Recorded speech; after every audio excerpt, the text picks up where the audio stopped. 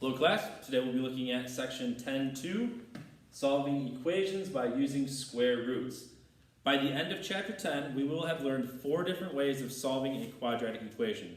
We'll have learned how to solve by factoring, which we already learned at the end of chapter 9, but we'll cover again in chapter 10.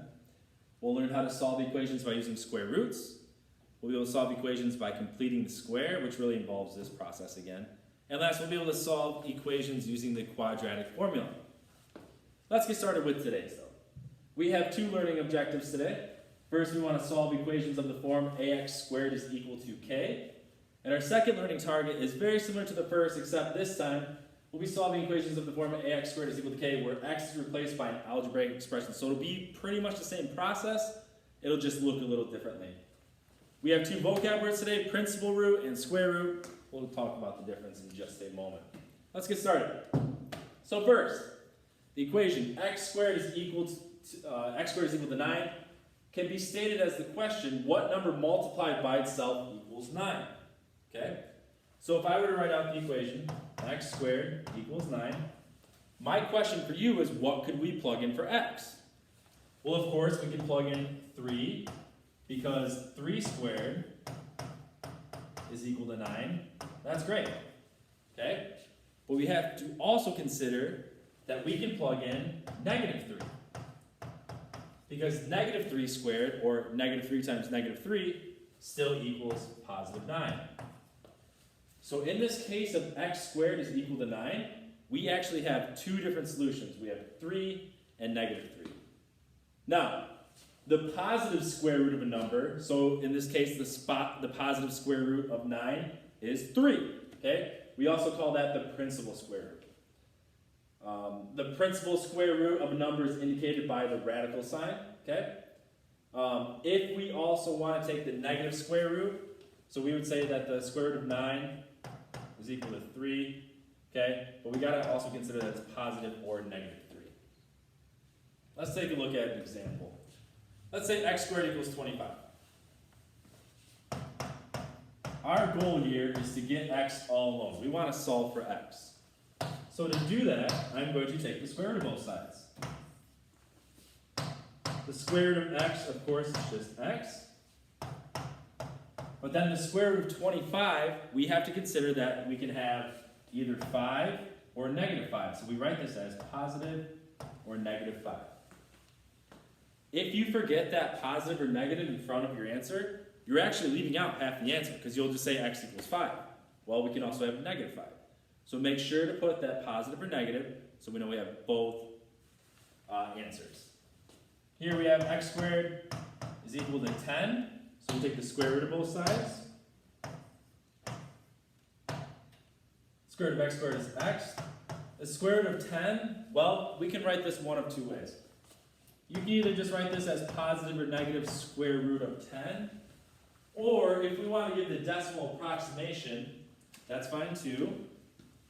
The square root of 10 gives me positive or negative 3.16, we'll call it. So either one of those answers is fine.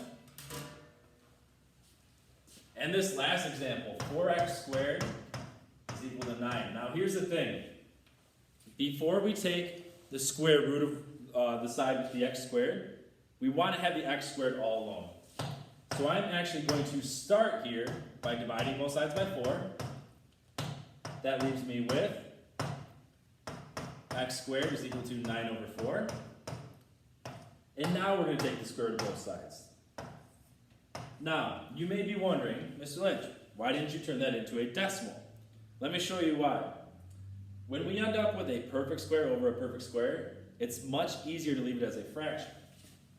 And this is why. So we end up with x is equal to positive or negative square root of 9/4. Well, to simplify that square root of 9/4, what we do is we rewrite it as the square root of 9 over the square root of 4, which simplifies to x is equal to positive or negative 3/2. So that's what we would use as our final answer there.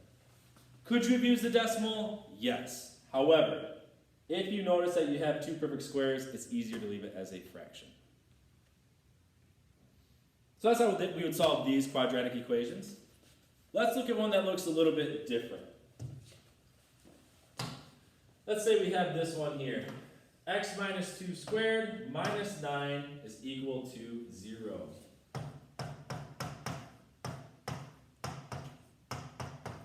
Now, in this case, it's very similar to that last example we just did. Okay? Before we take the square root, we want to try to get it as simple as possible. So, the first thing I'm going to do here is I'm going to add 9 to both sides. That leaves me with x minus 2 squared is equal to 9. Now, we can't get rid of the 2 within the parentheses because, just like I said, it's within the parentheses, so you can't just get rid of it. Okay? But here's what we can do. I'm going to go ahead and take the square root of both sides. The square root of x minus 2 squared is just x minus 2. The square root of 9 is positive or negative 3. So what we have here is, if you look closely, we actually have 2 separate equations. So let's break this up into the 2 separate equations. The first equation is x minus 2 is equal to positive 3. Okay? In which we'll solve that in just a moment. The second equation is x minus 2 is equal to negative 3. Negative 3. So now we just need to solve each one separately. So over here we add 2 to both sides. That leaves me with x is equal to 5. That's one of my answers. Then same process over here, except this time we have to add 2 to both sides, leaving me with x is equal to negative 1. Now, if you wanted to, you could plug these answers back into your original equation, and you would end up with a true equation. For instance, 5. If I did 5 minus 2, that'd be 3. 3 squared is 9. 9 minus 9 is 0, so that one worked. If I plugged in that negative 1 minus 2 is negative 3. Negative 3 squared is 9. 9 minus 9 is 0. So we can plug these back in to check our answers. Another way you could check your answer is graph that function. If you graph that function, you will see that it is a parabola, and that parabola crosses our x-axis at negative 1 and 5. So the zeros of the function are negative 1 and 5. Great. So that pretty much wraps up 10-2.